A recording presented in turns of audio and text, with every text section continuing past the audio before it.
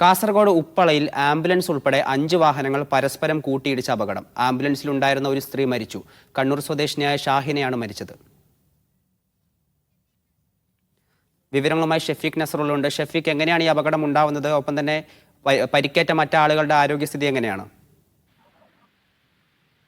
കാസർഗോഡ് മംഗളൂരു ദേശീയപാതയിൽ ഉപ്പളയിലാണ് ആംബുലൻസ് കാറും കൂട്ടിയിടിച്ച് ആംബുലൻസ് മറിഞ്ഞ് വീണത്. അതിൽ നിന്ന് തെറിച്ചു വീണ വീട്ടമ്മ ഷാഹിന 48 വയസ്സാണ് മരിച്ചത്. അവരെ അപകടം പറ്റിയ ഉടൻ ആശുപത്രിയിൽ എത്തിച്ചെങ്കിലും ജീവൻ രക്ഷിക്കാൻ കഴിഞ്ഞില്ല.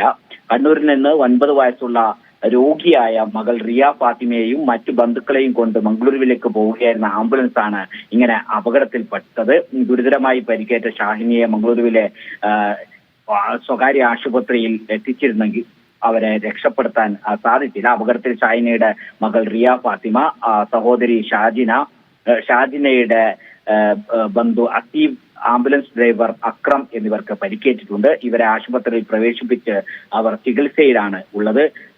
ഈ ബസ് ആംബുലൻസും മറ്റൊരു കാറും തമ്മിൽ കൂട്ടിയിടിക്കുകയായിരുന്നു. ആ കൂട്ടിയിടിയിൽ ആംബുലൻസിനകത്തുണ്ടായിരുന്ന വീട്ടമ്മയാണ് തെറിച്ചു വീണത്. അങ്ങനെ ആംബുലൻസ് നിന്ന് തെറിച്ചു വീണ വീട്ടമ്മയെ ഉടൻ തന്നെ മംഗളൂരുവിലെ ആശുപത്രിയിൽ എത്തിച്ചെങ്കിലും ജീവൻ രക്ഷിക്കാനായില്ല. ഈ അപകടത്തിന് തൊട്ടു പിന്നാലെ 3 വാഹനങ്ങൾ പരസ്പരം കൂട്ടിയിടിക്കുകയായിരുന്നു. അങ്ങനെ ആംബുലൻസ് ഉൾപ്പെടെ 5 വാഹനങ്ങളാണ് ഉപ്പളയിലെ ദേശീയപാതയിൽ അപകടത്തിൽപ്പെട്ടത്.